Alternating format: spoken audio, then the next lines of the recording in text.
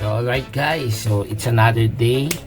It's April 21, 2026. Anyway guys, I really want you to invite you guys to join in our Primeverse. So maganda yung opportunity na yon na binibigay ng Primeverse. It's a free educational platform that gives signals and live online session. So live, nagtitreat tayo, makikita nyo anong ginagawa namin, and hindi lang naman ako yung coaches doon, ang dami namin. May English tayo, may Spanish, and if they invite me on English session, I obliged to do that guys.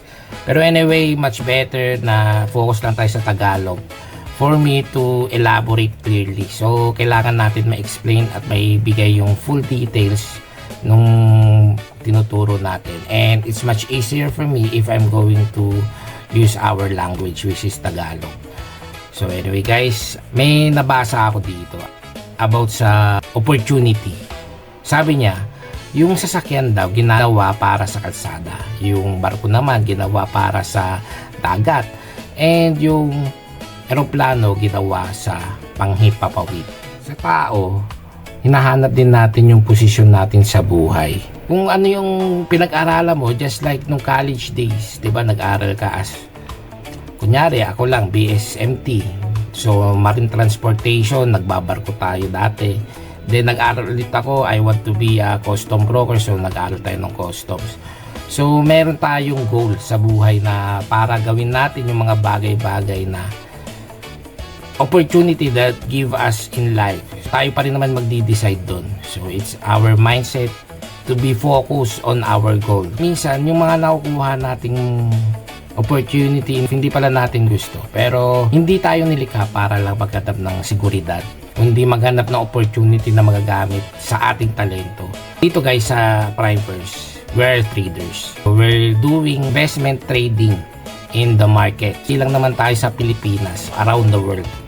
Nag-invest tayo ng Apple, ng Google, ng currencies, and even cryptocurrency or the digital currency. Every market pwede natin mapag-tradean, and ito yung tinuturo namin. Baka ito na yung hinahanap ng financial freedom guys. Pwede namin ito ibigay sa inyo for you to have the skills kung ano ba yung nangyayari sa buhay namin. And remember guys, nasa 6 digits ang profit ko. Ang profit ko up to nung umalis ako sa corporate world.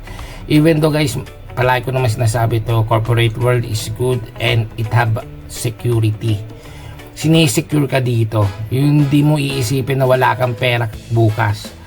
Dito kasi guys, you have your own. Kung hindi ka gagalaw, wala rin mangyayari sa iyo. Kung hindi ako magte-trade, hindi ako magkakapera guys. So dito, you need to trade. Pero ang maganda naman dito, if you have the skills, para ka lang nagmamaneho, para ka lang nagbabasa ng ABC when you are younger. Para ka lang how to operate the remote of the TV. So alamin mo na yung function. So dito pinag-aaralan namin how to do that and how to prevent bigger losses and how to have bigger profit. Guys, huwag nyo nasayangin yung opportunity na binibigay namin because it's free. Maski piso, wala kayong ibibigay sa amin. Guys, I hope to see you there and join us. Guys, hanggang dito na lang. Bye-bye.